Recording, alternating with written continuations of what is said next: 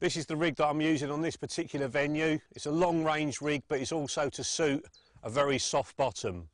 Much longer hook length than you've probably seen me use in the past. Certainly in the underwater films, I was an advocate of very short hook lengths. In that situation, the bottom was very hard. The les wasn't penetrating at all, and the fish were feeding in a very tight area, so you needed a short hook length to catch them. I've tried really short hook lengths on this venue out in the soft bottom out there, and they didn't work for me at all. And I wasted 3 or 4 days of a session a couple of years ago. I lengthened the hook length and then started to catch fish.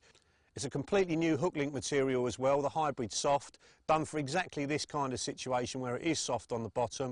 You remember I'm a real fan of the real stiff hook links, but that's only when the bottom's very hard. When you're doing the underwater filming, we're always fishing on gravel, so we're using a much stiffer hook link.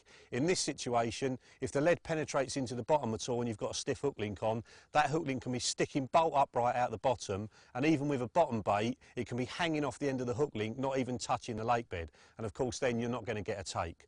So if we have a look at the hooking arrangement in a little bit more detail there, I've got a size 6 wide gate B on because there's a barbless rule on this particular venue, and because the wide gate B has got a curved in point, it stays in really well, and I've dropped very few fish over the last few years from all of these lakes because of that pattern of hook. Now I've tied it on with my version of a whipping knot that I got taught years ago. It's never let me down, so I'll carry on doing it. Basically you form a big loop underneath the hook, and then with that loop you wrap around the hook going up the hook once, and then carry on going down the hook 4 or 5 times, and then your little tag end at the end of the hook just pulls down and tightens the knot up. Make sure you wet it before you tighten it down fully, and then pull it really tight so it's right next to the eye of the hook, and that's absolutely perfect. That's not going to let you down at all. If you want to supplement that with the knotless knot, that's absolutely fine. That does exactly the same job. And then onto that, I've threaded the line through the eye of the hook going towards the point, and that's very important that the line goes through the eye, always towards the point. That's going to cause the hook to flip over and catch hold. And then after that, I've put on a little tiny bit of our Safe Zone shrink tube. That's the green version. That's a nice dark colour that suits the lake bed out there. That shrunk down really small there, and what I've done to get it onto the eye of the hook, I've actually wet it, so when I push it onto the eye of the hook, that saliva just acts as a lubricant and helps it to go on there, so I can get the tiniest bit of shrink tube onto the eye of the hook so it looks really nice and neat. And when I've shrunk that down, you can see there I've just put the shrink tube in just a little tiny bit. I haven't curved it right in like I used to, and the reason for that is it actually makes the hook turn over and catch hold more aggressively if it is just the same angle as the eye of the hook. So that's another good little tip that you can put into your own fishing. The ring that I've tied on there, that's just slid onto the hook, and just a simple overhand knot through the ring, back through the loop you've just created, and back through the loop you create again and pull it tight. And that just secures that on there. And the reason that ring is there, it's not for blowback. A lot of people say, oh yeah, that ring blows back out the way when the fish tries to eject the bait and the hook stays in their mouth. Well, I've never seen that happen in the underwater filming. Their mouths are huge, and when they blow the bait out, the whole lot just comes out of it.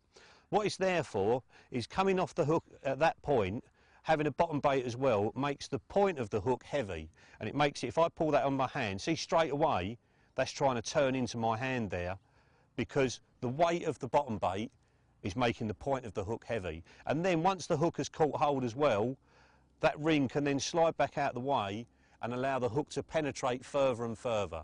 So it's not for anti-ejection, it's not for blowback or anything else, it's to get that hook to turn quickly. And moving down the hook link, I've got a strip back section by the hook, just to allow the hook to lift up into the fish's mouth. The hook link's so soft anyway, you don't need to have much strip back, but it just helps it to lift up and also to turn and catch hold. And I've just stripped that back with a stripper tool before I tied the knot, just to get it cut nice and clean, doesn't damage the braid at all. Very useful thing to have in your tackle box. And then looking down the hook link there, you see I've got a great big blob of rig putty in the middle of the hook link. I always use that because you never know what the contours are like out on the bottom of the lake bed, and if there's a stick or something coming out the bottom and the hook link's laying over it, that just helps to pin the bit near the hook down on the bottom, because if it's on the bottom it's much harder for the fish to see. So very important to always have a bit of putty on your hook link. These hook links sink on their own, so if you didn't put the putty on there it would sink, but that's just an extra guarantee just to pin everything down. And then at the other end there, I've just tied a Palomar knot onto a link loop. That's my favoured way of tying the hook link. It's not a good material to tie overhand loops in. It's not as strong as it would be if you tied that. That's going to break at probably 22 pounds. We rate this at 20 pounds breaking strain. A loop knot might go at 15 pounds. So I always recommend you tie a knot to a link loop instead of tying just a figure of 8 overhand loop or something like that. Any knot that you like tying in a mono, you can tie in this soft material.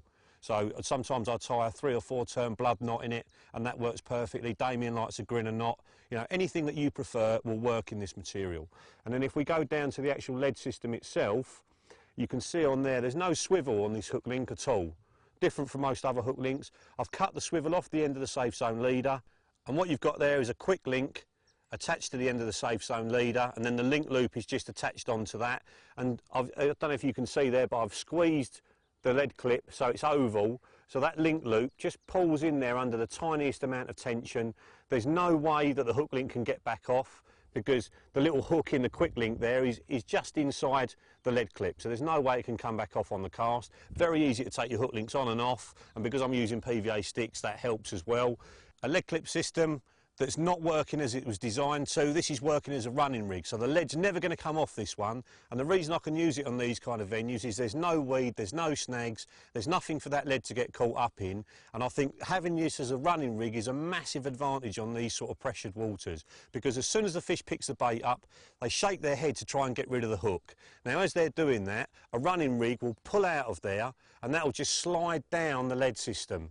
So it's just sliding down the leader further and further away from the fish. So as soon as they're doing all this with their head trying to get rid of it, rather than the lead being underneath their chin and just swinging about backwards and forwards, it's actually sliding away from them. There's nothing they can do to get rid of the hook. And that's when you get really fast takes, and you know you've caught the fish unawares when it absolutely steams off. A lot of people on here are getting funny bites on normal lead clip semi-fixed systems. They're getting a few bleeps, and sometimes they're hitting it and the fish is on. Sometimes they get the bleeps, they ignore it, and then the fish has got away. So it's a real good system to use when there's no weed, no snags, you're casting at range. It's still very good for anti-tangle, but when that fish picks it up, it's going to really fool them. And the last thing I want to show you to do with this is the spares that I've got. Right, now look at this little fella. This is my rig safe. Look at that. They are all spares. Yeah, I don't sit at home tying rigs in front of the telly or anything else. All these are tied while I'm actually fishing. So once I've decided what I'm going to use and I've got the rigs out in the lake, I'll tie 3 or 4 more, and I'll leave them in this or on the top of my tackle box ready to go. So if I get a bite, I've got another rig tied instantly. Because when you're fishing for 50, 60 pounders, you know, you do not want that fish to drop off, and the easiest way for that to happen is to have a blunt hook on. So when I'm fishing for fish of this size, I'll always change the hook after every fish, so I've always got loads of spares tied. And they're the sort of things people always ask, what makes a really good angler a really good angler? And it's effort that goes into their fishing. And if you do things like that, I'm sure it'll get you more takes. So on soft bottoms, use a soft hook link, use the lead system running rather than semi-fixed, and I definitely think you'll get a lot more bites on it.